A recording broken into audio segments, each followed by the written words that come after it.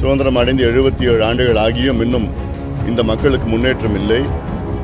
இவர்களுக்கு சமூக நீதி பெற வேண்டும் என்றால் ஆட்சி அதிகாரம் வர வேண்டும். அவருடைய மறைவு, மீண்டும் சொல்கின்றேன், தமிழ்நாட்டில் உள்ள சமூக நீதி இயக்கத்திற்கு ஒரு மிகப்பெரிய ஒரு பின்னடைவாக நான் பார்க்கின்றேன். இன்னொன்று ஒரு முக்கியமான செய்தி நான் சொல்லணும்.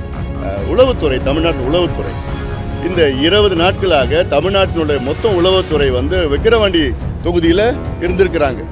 அங்கே ஒவ்வொரு கிராமத்திலும் 2 பேர் இருந்திருக்காங்க உளவுத்துறையில். இங்கே இருக்கிற தமிழ்நாட்டோட சட்டம் ஒழுங்கை பார்க்கணும், பெரிய தலைவர்களுடைய உயிர் பாதுகாப்பு அவங்களாம் கொடுக்கணும், யாருக்கு அச்சுறுத்தல் இருக்குது எல்லாமே கண்டறியணும். அதை விட்டுட்டு எந்த கிராமத்தில் விக்கிரவாண்டி தொகுதியில் எந்தெந்த கிராமத்தில் எந்த ஓட்டு அவங்களுக்கு வரும், எந்த ஓட்டு வராது, எப்படி அது வாங்கலாம், யார் கொடுத்த காசு கொடுத்தா அதை போகலாம், இதுதான் உளவுத்துறை வேலையா? என்னை பொறுத்த வரைக்கும் அதனால தான் இந்த சம்பவம் நடந்திருக்குன்னு நான் சொல்கிறேன். நான் உண்மையிலே நீங்கள் வேலை செய்யுங்க, உண்மையாக இருங்க, உங்கள் தொழிலுக்கு உண்மையாக இருங்க. சிபிஐ விசாரணை நடத்தணும் நாங்களும் சொல்கிறோம். அதே திருமாவளவர்கள் கள்ளக்குறிச்சியில் நடந்த 67 பேர் அங்கே இறந்துருக்கிறாங்க. அந்த 67 பேரில் 60 பேர் பட்டியலினத்தை சார்ந்தவர். ஆனால் அப்போ சிபிஐ என்கொயரி வேண்டான்னு திருமாவளவன் சொல்கிறார்.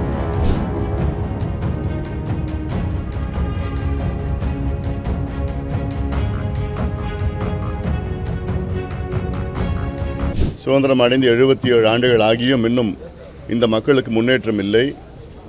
இவர்களுக்கு சமூக நீதி பெற வேண்டும் என்றால் ஆட்சி அதிகாரம் வர வேண்டும். அதற்காகத்தான் இப்படிப்பட்ட அடக்கப்பட்ட, தாழ்த்தப்பட்ட, பிற்படுத்துகிற மக்கள் எல்லாம் அரசியலில் ஒன்று சேர்ந்து ஆட்சி அதிகாரத்தை பெற வேண்டும் என்று 20 ஆண்டுகளாக சொல்லி வருகின்றார் ஆம்ஸ்ட்ராங் அவர்கள்.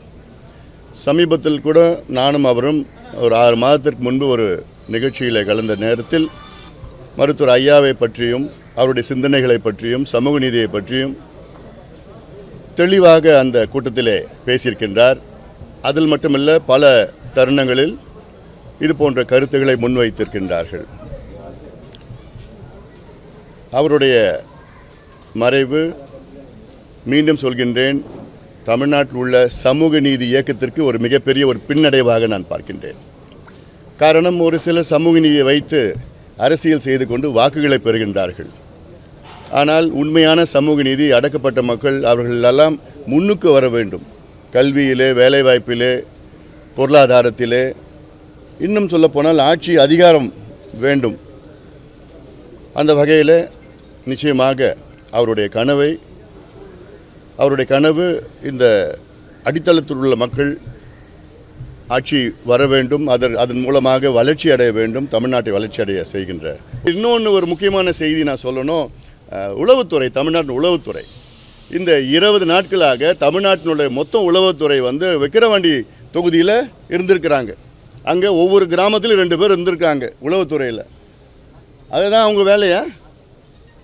இங்கே இருக்கிற தமிழ்நாட்டோட சட்டம் ஒழுங்கை பார்க்கணும், பெரிய தலைவர்களுடைய உயிர் பாதுகாப்பு அவங்களாம் கொடுக்கணும், யாருக்கு அச்சுறுத்தல் இருக்குது எல்லாமே கண்டறியணும்.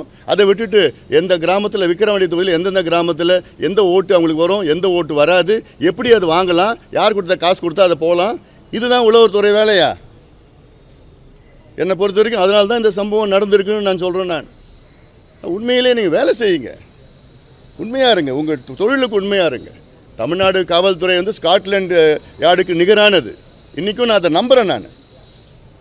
நான் அந்த நம்பிக்கை போயிட்டு இருக்குது எனக்கு.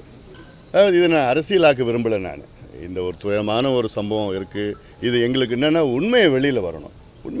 இப்போது திருமாவளவன் அவர்கள் சிபிஐ விசாரணை வேண்டும்னு சொல்கிறாரு. அதுக்கு நானும் உடந்தையாக இருக்கு, நாங்களும் விரும்புகிறோம். அது சிபிஐ விசாரணை நடத்தணும்னு நாங்களும் சொல்கிறோம். அதே திருமாவளவன் அவர்கள் கள்ளக்குறிச்சியில் நடந்த 67 பேர் அங்கே இறந்துருக்கிறாங்க. அந்த 67 பேரில் 60 பேர் பட்டியலினத்தை சார்ந்தவர்கள். ஆனால் அப்போ சிபிஐ என்கொயரி வேண்டான்னு திருமாவளவன் சொல்கிறார். அப்போ அதுக்கு ஒரு நியாயம், இதுக்கு ஒரு நியாயம் தான். அதுக்கும் உண்மை வெளியில் வரணும். இவ்வளோ பேர் இறந்துருக்கிறாங்க, இதுக்கும் உண்மை வெளியில் வரணும்.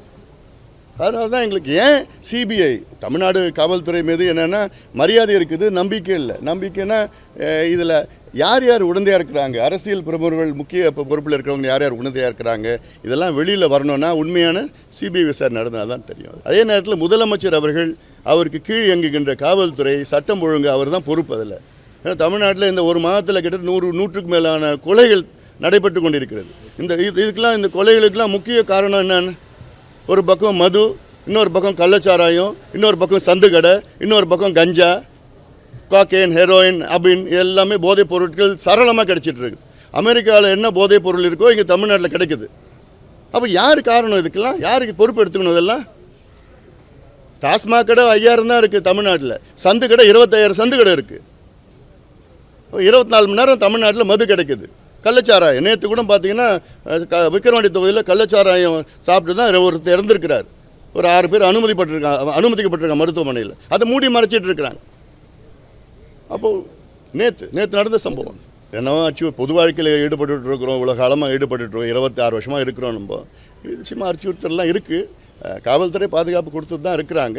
ஆனாலும் இது போன்ற உளவுத்துறை சார்ந்த அவங்களுடைய விசாரணையெல்லாம் முக்கியமானதாக நான் பார்க்குறேன். நான் யாருக்கு அச்சுறுத்தல் அதிகமாக இருக்குது, அவங்களுக்கு பாதுகாப்பு கூடுதலாக கொடுக்கணும், இதெல்லாம் இருக்கணும். நான் தலைவர்களுக்கு மட்டும் நான் சொல்லலை, தமிழக மக்களுக்கு பாதுகாப்பாக இருக்கணும், ஒரு பயம் இல்லாமல் மக்கள் வாழணும். அதான் எங்களுடைய நோக்கம் தான். இது போன்ற செய்திகளை மேலும் தெரிந்து கொள்ள எங்களது யூடியூப், ஃபேஸ்புக் மற்றும் ட்விட்டர் ஆப்களை சப்ஸ்கிரைப் செய்யவும்.